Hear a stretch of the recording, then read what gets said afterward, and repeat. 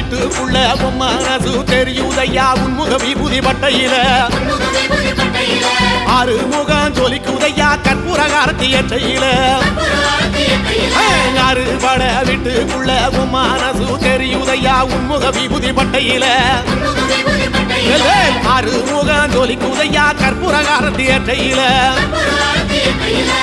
தெற்கு திசையாள்பவனே தேடி செல்வம் கொடுப்பவனே பன்னீர் தோளும் கொண்டு பக்தர்களை சுமப்பவனே கந்தா உன்னிடம் உண்மை சொல்ல வேண்டும் உன் புகழ் பாடியே வாழும்